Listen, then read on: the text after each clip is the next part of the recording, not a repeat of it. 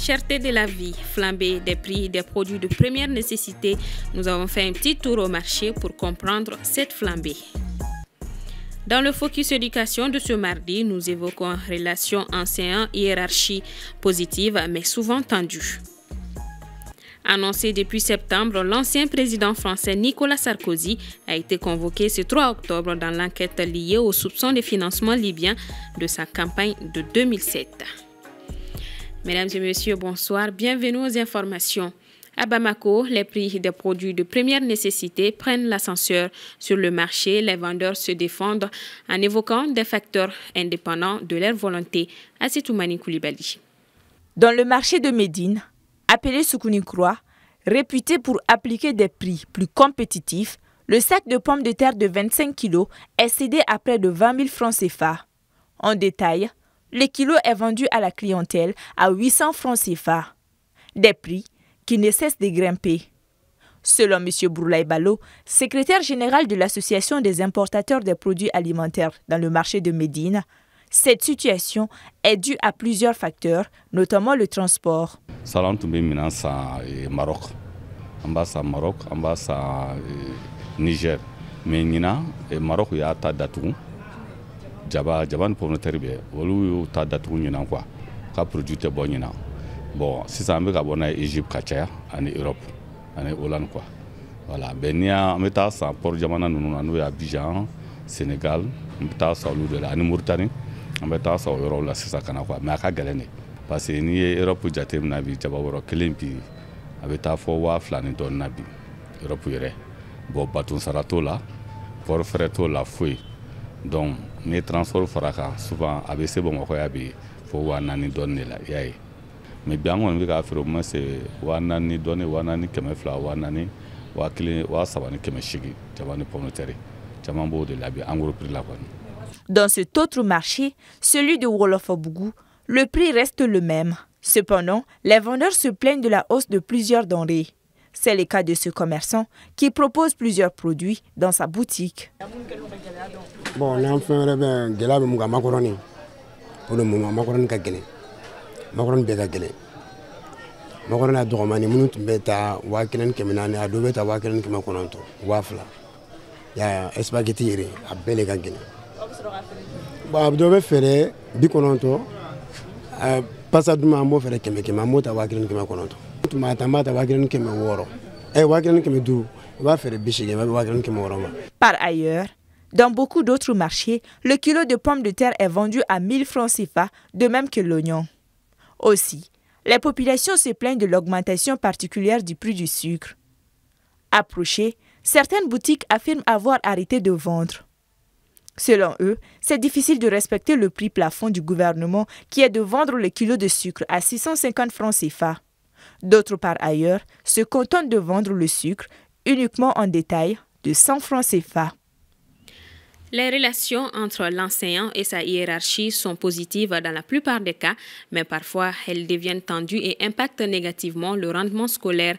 En prélude à la Journée internationale de l'enseignant célébrée le 5 octobre, nous avons interrogé quelques acteurs pour comprendre les raisons de cette problématique. C'est le focus éducation de ce mardi, signé Soumaïla Fani. Dans le système éducatif malien, il existe entre l'enseignant et son chef d'établissement une hiérarchie verticale reposant sur une forme de management où le commandement et l'information transitent du haut de la pyramide hiérarchique vers le bas. Cependant, leurs relations les plus souvent positives peuvent parfois s'avérer tendues au point où le travail devient délétère. Une situation qui s'explique par plusieurs facteurs. Le premier, c'est les conditions de nomination des directeurs. Ça va très généralement, lorsque un directeur est nommé dans un groupe scolaire et que les collègues qu'il est censé diriger estiment qu'il n'a pas été nommé dans les bonnes conditions ou ils estiment qu'il n'a pas les charismes, les compétences nécessaires de les diriger, souvent ça peut amener certains effectivement à contester son autorité. Et c'est le fait de contester l'autorité du directeur qui fait que souvent ça peut amener ce genre de tension. On a nommé un directeur d'école qui, étant nommé, on l'a maintenu dans la même école où il servait. Mais il se trouvait que lui-même, il n'était pas très Il n'est pas une référence en réalité. Il ne venait pas à l'heure, il n'était pas ponctuel. Bon, quand il a été nommé comme directeur, il cherchait à ce que les gens deviennent ponctuels et réguliers. Donc ça aussi, ça fait que les gens ne sont pas d'accord. Parce qu'ils disent clairement, hier on était ensemble ici, toi tu ne venais pas à l'heure, tu n'étais pas ponctuel, etc. Ce n'est pas aujourd'hui que tu vas chercher en deuxième position. Un autre facteur repose sur la distribution des tâches à travers des emplois du temps. Souvent les emplois du temps parachutés, c'est des emplois du temps difficiles à appliquer. N'ayons pas peur de mots, il ne faut même pas voiler parce que l'enseignant malien, il est obligé de faire le mercenaire pour ne pas tirer la queue du diable. C'est pourquoi il est obligé de courir entre l'école publique et puis le privé. De telle sorte qu'il y a souvent il y a télescopage entre l'emploi du temps public et privé. Et puis les directeurs souvent ils essaient de piétiner souvent ces intérêts-là en faisant de telle sorte que l'enseignant n'a pas de mobilité. Et là, ça crée un problème. Maintenant, pour un administrateur averti là, connaissant la situation des enseignants, tu les appelles et vous élaborez les emplois de temps ensemble de telle sorte que pour que chacun puisse avoir sa petite mobilité. Malheureusement, ces tensions qui existent entre l'enseignant et sa hiérarchie ont souvent un impact négatif et réel sur le rendement scolaire. Parce que lorsqu'il n'y a pas, j'allais dire, la complicité, parce que dans l'école, il doit y avoir une complicité entre l'administration scolaire, c'est-à-dire le directeur, et les enseignants pour que les résultats y soient. Mais dès lors que ce fossé-là est créé entre directeur d'école et enseignant, on a vu des écoles où l'enseignant vient, il donne son cours, il part. Peut-être qu'il n'y a même pas de bonjour entre les directeurs. Et ça ne peut pas marcher, parce que ça, en tout cas, ça ne permet pas d'avoir les rendements nécessaires dont on a besoin pour l'école. De la base au sommet, du sommet à la base, il doit y avoir une hiérarchie de courtoisie, de sympathie, et puis il y a de communion. Sinon, en principe, des gens qui te gèrent ou que tu gères, vous devez avoir au moins souvent des opinions contraires, mais ça ne doit pas vous empêcher de travailler correctement ensemble. Mais certaines situations se créent de telle sorte que non, le travail devient délétère. Pour éviter de telles situations dans les établissements, le syndicaliste estime qu'il faut non seulement une communication active entre le chef de l'établissement et son personnel, mais aussi moraliser les nominations des directeurs. Le Centre international pour le conseil et la formation a organisé ce mardi 3 octobre la 3e édition de la journée du développement durable autour du thème « Le secteur privé et la problématique d'accès au financement vert ». Djeneba Samaki. Cette journée se veut un rendez-vous annuel pour débattre des grandes questions sur le développement durable.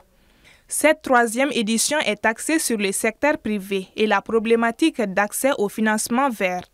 Selon la directrice du CICF, le secteur privé joue un rôle important dans la refondation de l'État. Les petites et grandes entreprises ont le potentiel de devenir des moteurs de l'innovation et du développement durable. Cependant, l'un des principaux obstacles auxquels elles sont confrontées est l'accès au financement vert. Aujourd'hui, nous sommes dans un monde globalisé et les financements aujourd'hui sont à impact. Financement à impact, ça veut dire que aucun financement ne peut se faire sans qu'il y ait un impact social et environnemental derrière et qu'on mesure cet impact.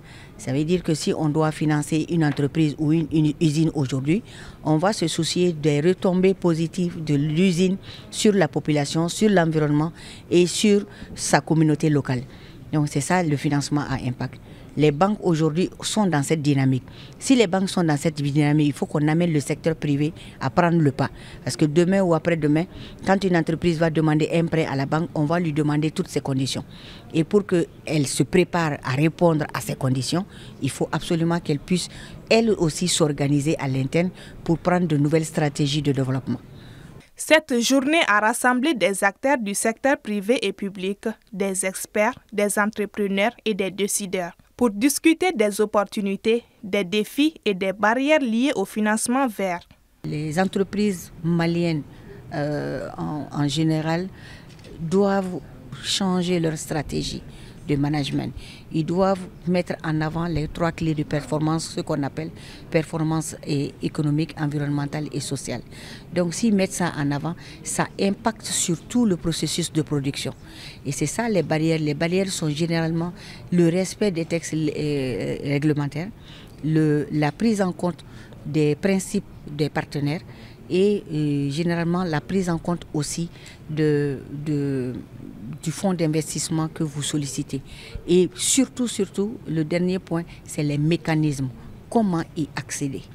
Et si on ne sait pas comment y accéder, parce qu'il y a plusieurs procédures, ça peut être un peu c'est pas compliqué, mais c'est méticuleux. Donc si c'est assez méticuleux, il faut des experts qui accompagnent ces structures pour pouvoir accéder à ces fonds et les lever.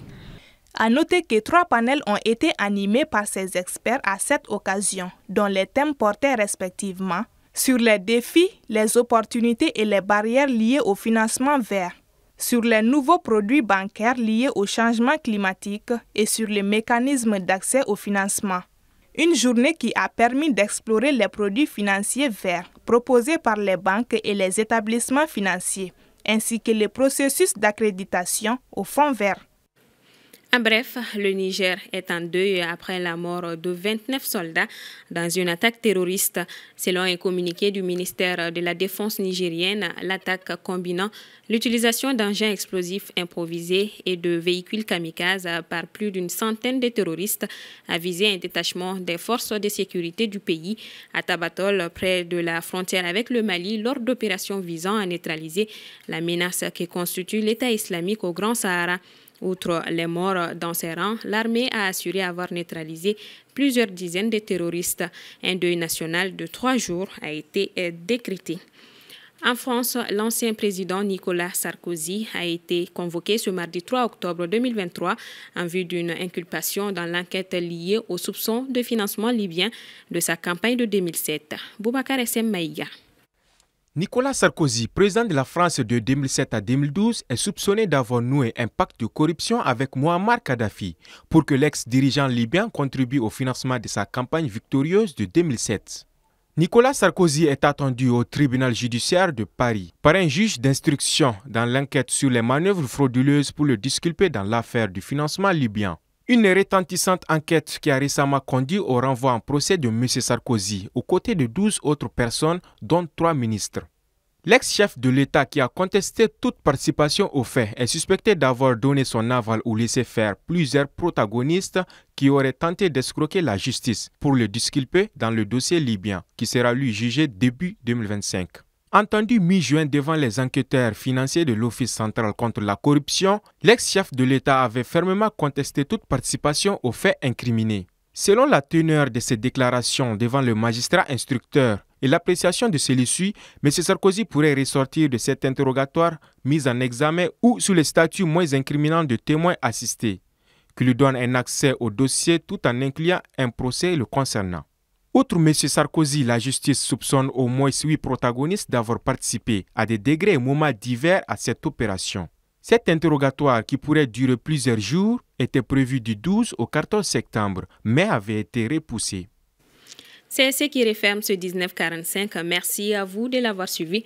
Prochain rendez-vous demain 19h45. Bonsoir à tous.